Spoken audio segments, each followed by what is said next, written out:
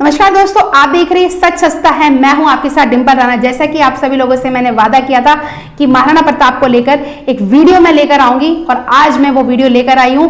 महाराणा प्रताप एक ऐसे हिंदू शासक थे जिन्होंने हमेशा मुगलों के शासक अकबर को टक्कर दी थी और उसे हर लड़ाई में मात नहीं दी थी। लेकिन सबसे चर्चित जो युद्ध रहा है महाराणा प्रताप और अकबर के बीच में, वो आज मैं आप लोगों को बताने वाली हूँ। जी हाँ, हल्दी घाटी। हल्दी घाटी ही वो जगह थी और हल्दी घाटी का युद्ध ही वो युद्ध था जो सबसे ज्यादा चर्चाओं में रहा। और हल्दी घाटी के युद्ध में महाराणा प्रताप ना हारे थे और ना ही अकबर जीता था, ये आप सभी लोग जानते हैं। लेकिन इस हल्दी घाटी के युद्ध में आपको ये जानना बेहद जरूरी है कि सबसे ज्यादा जो सैनिक थे वो किसके पास थे।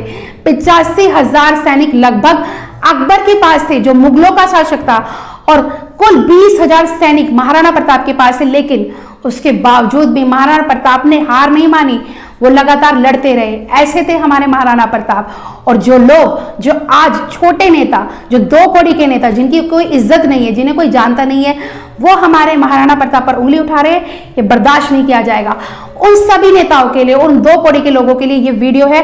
और आगे जितनी भी वीडियो होंगी हमारे हिंदू राजाओं के बारे में, वो उन सभी लोगों के लिए होगी जो नहीं जानते कि हमारे जो राजा है, हमारे जो क्षत्रिय समाज के राजा रहे हैं, महाराणा प्रताप जैसे हमारे राजा रहे, उन्होंने अपने देश के लिए बलिदान दिया है। उन्होंने कभी भी अकबर की जो कब्जा करने की रणनीति थी उसको स्वीकार नहीं किया है। आपको मैं बताना चाहूंगी कि अकबर ने पहले जब भी लड़ाई की है तो अपने शांति दूतों को भेजा है मेवाड़ में महाराणा प्रताप के पास, उन्हें समझाने के लिए। लेकिन उसके बावजूद भी महाराणा प्रताप ने उसे स्वीकार नहीं किया और उन्होंने ये बात बिल्कुल साफ कर दी कि एक हिंदू राजा के लिए ये बात कतई शोभा नहीं देती कि वो किसी भी ऐसे मुगलों की बात को स्वीकार करे और अपने जो जगह है, अपना जो मेवाड़ है, अपना जो भारत है, और उस पर कब्जा करने दे। उन्होंने कभी भी अकबर की बातों को स्वीकार नहीं किया और हमेशा हक की लड़ाई लड़ी है अपने मेवाड़ के लिए, अपने देश के लिए। और हल्दी घाटी का जो युद्ध रहा है उसमें 85,000 सैनिक मैं आपको बता चुकी हूं अकबर के पास थे और 20,000 सैनिक जो महाराणा प्रताप के पास थे। लेकिन उसके बाद भी अकबर जीत नहीं पाया।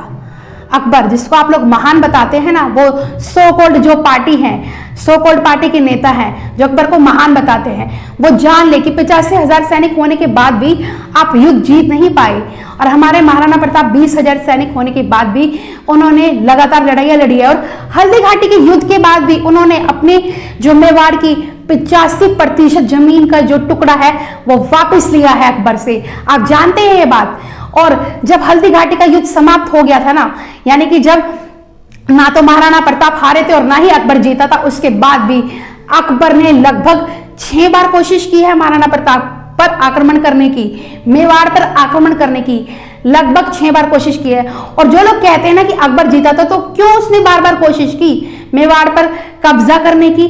और हल्दी घाटी के युद्ध के बाद भी जो मेवाड़ में जो अरशियां चलती थी, जो रुपए चलते थे, वो मोहर पता किसकी थी? महाराणा प्रताप की थी। तो जो लोग सो कॉल्ड नेता ये बोलते हैं ना कि अकबर महान था या अकबर जीता था, वो जान ले कि अकबर ना तो कभी जीता था और ना ही वो कभी जीत सकता था, क्योंकि उसकी रणनीति सिर्फ कब्जा करने की थी। और हमारे जो राजा हैं, हिंदू सम्राट हैं, मेवाड़ के जो हमारे महाराणा प्रताप रहे, उन्होंने अपने जमीन पर, उन्हें अपने मेवाड़ पर कब्जा करने नहीं दिया। और हमारे जो हल्दी घाटी का युद्ध हुआ था उसमें भी हमारा जो चेतक है, यानी महाराणा प्रताप का सबसे प्रिय जो घोड़ा था, चेतक उसका नाम था। और इतिहास में ये पहला एक ऐसा घोड़ा है जिसके बारे में इतनी चर्चा होती है। वो ऐसा घोड़ा था जिसको महाराणा प्रताप को बेहद ही प्रिय था और उस पर कविताएं भी लिखी गई हैं। और हल्दी घाटी के युद्ध में वो जख्मी भी हो गया था।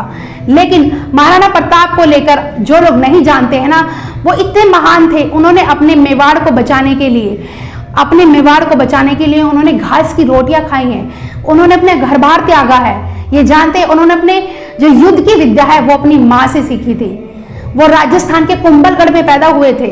लेकिन महाराणा प्रताप इतने वीर, इतने पराक्रमी थे, अगर उनके हम बात करें ना, उनका जो कवच था, उनके जो भाले थी, उनके जो तलवारें थी, उनके वजन की बात करें, आज भी वो संग्रहालय में मौजूद है। और आज भी किसी में इतनी हिम्मत नहीं है कि उनके जो भाला है, जो कवच है, उसको उठा भी सके, उसको हिला भी सके। और जो लोग अकबर को महान बताते हैं ना, तो वो ये वीडियो जरूर देखें, क्योंकि महाराणा प्रताप के बारे में आप रिसर्च भी करेंगे ना, आप गूगल पे करेंगे, इतिहास में हमें अकबर का चैप्टर पढ़ाया जाता है कि अकबर महान था, लेकिन ये बच्चों को तय करने दीजिए ना। ये जो देश के हमारे स्टूडेंट हैं, जो हमारे छात्र छात्रा हैं, अगर आप अकबर का चैप्टर पढ़ने देते हैं तो महाराणा प्रताप का चैप्टर क्यों नहीं उनको पढ़ने देते? आप क्यों नहीं आता हमारी किताबों में? अगर हम बात करें पुराने अपने जो ऑथर रहे हैं, श्याम नारायण पांडे ने जो कविता लिखी थी चेतक पर, जो महान घोड़ा था हमारे महाराणा प्रताप का, वो सिर्फ सरकारी स्कूलों में ही क्यों पढ़ाई गई है? वो कविता शायद सरकारी स्कूल में आप कभी पढ़े होंगे, आपने पढ़ी होगी, लेकिन आज का जो हमारा युवा है, जो आज के हमारे बच्चे हैं, उनको क्यों नहीं पढ़ाई जाती वो कविता? अकबर को महान बताते हैं आप लोग, अरे जो इतिहास है उसमें इतनी सारी चीजें क्यों छिपाई गई है? लेकिन जो आज का युवा है ना, वो बहुत एक्टिव है और वो आपकी ना धज्जियां उड़ा देगा, जितने भी बुद्धिजीवी इतिहासकार अपने आप को समझते हैं। महाराणा प्रताप का जो बलिदान है मेवाड़ के लिए और देश के लिए, उसको आज देश के प्रधानमंत्री भी मानते हैं, जितने भी मंत्री आए गए सबको पता है।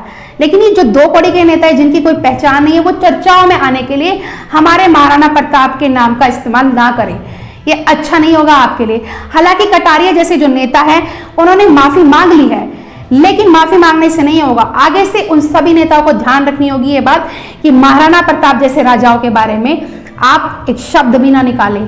पहले आप पता करें कि महाराणा प्रताप कितने वीर और महान योद्धा थे।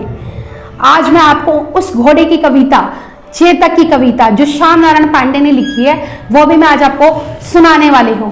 आप ध्यान से सुनिएगा वो कविता। जी हाँ, रणबीच चौकड़ी भर भर कर चेतक बन गया निराला था, राणा प्रताप के घोड़े से पड़ गया हवा का पाला था। गिरता न कभी चेतक तन पर, राणा प्रताप का कोड़ा था, वह दौड़ रहा अरे मस्तक पर या आसमान पर घोड़ा था। जो तनिक आवाज से बाघ हिली, लेकर सवार उड़ जाता था, राणा की पुतली फिरी नहीं, तब तक चेतक मुड़ जाता था। है यही रहा अब यहाँ नहीं, है यही रहा अब यहाँ नहीं, वह वही रहा था यहाँ नहीं, थी जगह न कोई जहां नहीं, किसी अरिमस्तक पर कहां नहीं। कौशल दिखलाया चालों में, उड़ गया भयानक भालों में, निर्भीक गया वह ढालों में, सरपट दौड़ा कर बालों में। बढ़ते नच सा वह लहर गया, बढ़ते नच सा वह लहर गया, वह गया गया फिर ठहर गया। विकराल वज्र में बादल सा अर्की सेना पर गहर गया।